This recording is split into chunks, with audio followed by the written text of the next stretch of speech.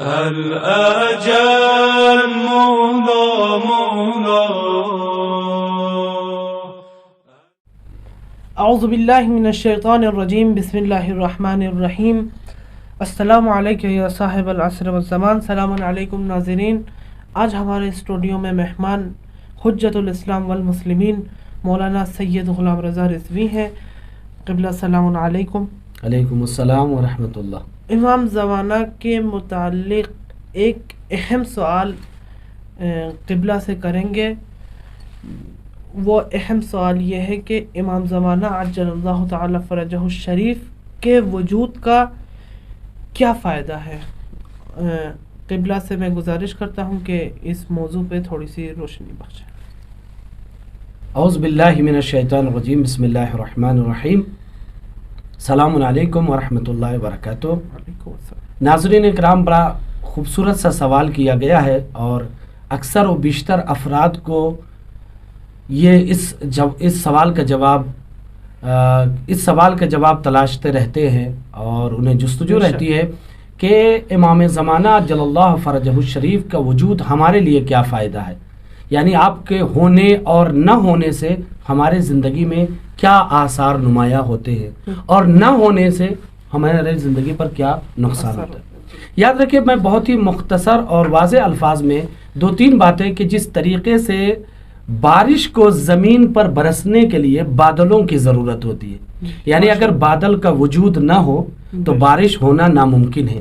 اسی طریقے سے رحمت الہی کے نزول کے لیے زمین پر حجت خدا اور زمین پر امام کا وجود ہونا ضروری ہے. اس لیے ابھی آپ زیارت اور روایات میں دیکھیں گے کہ امام نزول برکت الہی کا سبب ہوتا ہے. ایک بات یہ.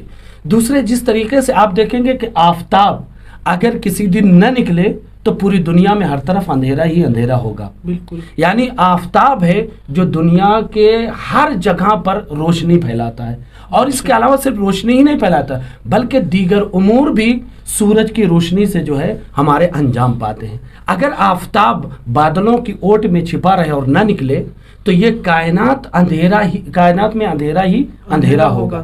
اسی طریقے سے اگر نور الہی کا وجود زمین پر نہ ہو تو کائنات کیا انسان کی پوری زندگی میں اندھیرا ہی اندھیرا رہے گا. یعنی یہ جو ہماری زندگی میں اجالے ہیں یہ امامت کے وجود سے ہیں. اسی طریقے سے آپ اگر روایت میں دیکھیں تو امام عبادت الہی کی قبولیت کا ذریعہ اور سبب ہوتا ہے. یعنی اگر امامت کا وجود نہ ہو تو ہماری دعائیں اور ہماری عبادتیں قبول نہیں ہو پائیں گی. یہ امام ہے جو ذریعہ بنتا ہے کہ ہماری عبادتیں اور ہماری دعائیں پروردگار عالم کی بارگاہ میں قبول ہو. ایک سب سے اہم بات کہ جس سے ہم بے خبر ہیں، یاد رکھیے زیارت میں بہت ساری زیارتوں میں اس بات کی جانب اشارہ ہوا ہے کہ امام نزول بلا، جو بلائیں نازل ہوتی ہیں زمین پر، اس کو روکنے کا سبب اور ذریعہ ہے.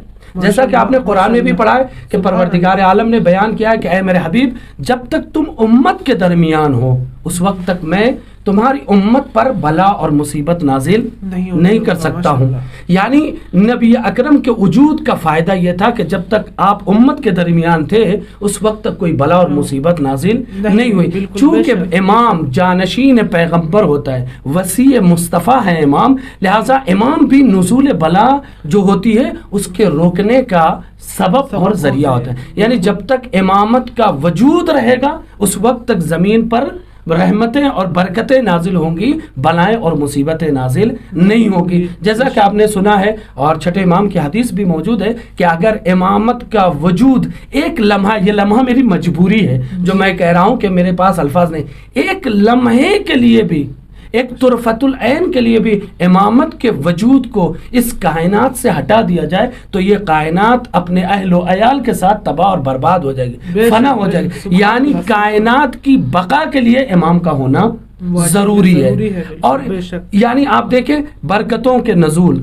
رحمتوں کا نزول، دفع بلا اور مصیبت اور عبادتوں کی قبولیت، دنیا میں نور اور روشنی، اسی طریقے سے جو ہے کیا کہتے ہیں باران رحمت الہی، ان تمام، یہ میں نے مختصر بیان کے ان تمام چیزوں کے لیے ضرورت ہے کہ امام کا وجود زمین پر ہونا ہے. فضا مہکتی ہے، کوئی گلاب بھی ہوگا، اجالے ہیں تو کہیں آفتاب بھی ہوگا، اور دلیل حجت قائم ہے خود زمین کا وجود، تراب ہے تو کہیں وہ تراب بھی ہو۔ قبلہ سبحان اللہ، ماشاء اللہ، آپ کا بہت اچھا بیان تھا، بہت اچھا سخن تھا، مولا آپ کو سلامت رکھے، اور مومنین سے یہ وعدہ کرتے ہیں کہ آپ کو پھر سے دعوت دی جائے گی، انشاءاللہ۔